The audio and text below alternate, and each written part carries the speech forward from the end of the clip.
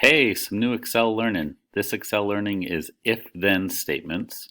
And this little statement that you see right here equals if comparison, comma, output if true, comma, output if false.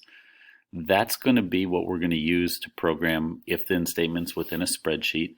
And when we do this, think about the three compartments within the parentheses. The first compartment is going to be a comparison.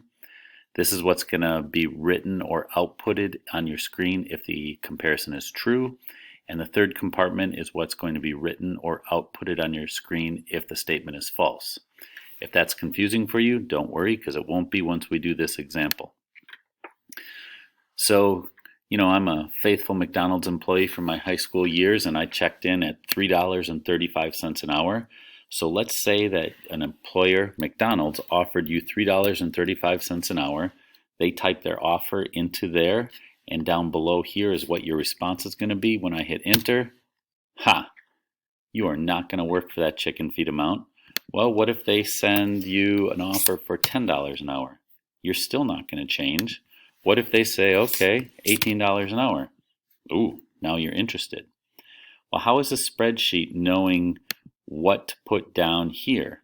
Well, it's obviously related to the offer from the company. $12 not good enough for you. $15 is good enough for you.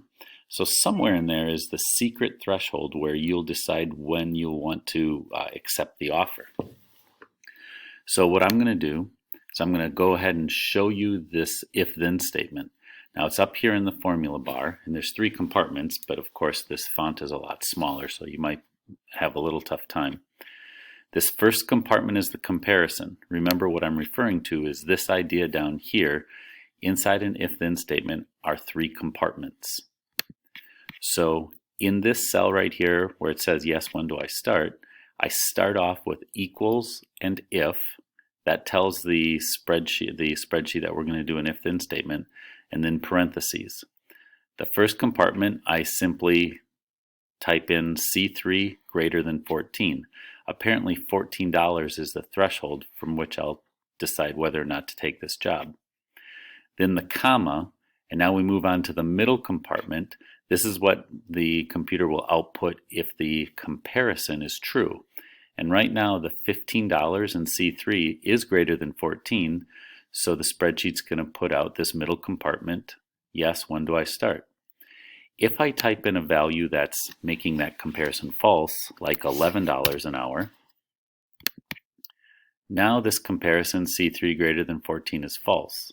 So the spreadsheet skips the middle compartment and goes to the last compartment and writes, no way am I going to work for that chicken feed amount.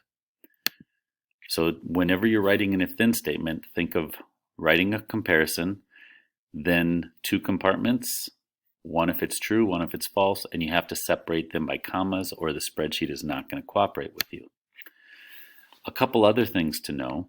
If you want the spreadsheet to write out words, like I have here, then you're going to need to put those words within quotes. Otherwise, the spreadsheet won't do it for you. For example, in this middle compartment, if I just write, yes, when do I start? And I didn't put quotes on that.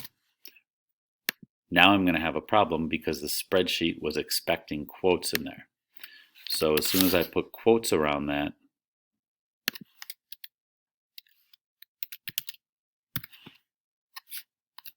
now the spreadsheet is going to cooperate. So be picky with your writing. And now it can also spit out numbers. So for example, instead of no way am I going to work for that chicken feed amount, if I just wanted to write out something like 764, which doesn't make sense in here, then I just have to type in that number. I don't need any quotes. I'm going to get rid of that though, because that doesn't make much sense. The other thing you need to be aware of is you can go ahead and do cell references within the if-then statement. You don't have to type in your own stuff. So here I said that my threshold for taking the job was $14 an hour, and that's why I typed in the 14. But if I scroll down below, I'm going to type in a 14. My secret threshold is 14, and that's in cell C23. So when I go back to this if-then statement, instead of typing in a 14, I can type in or click on the cell I want it to refer to.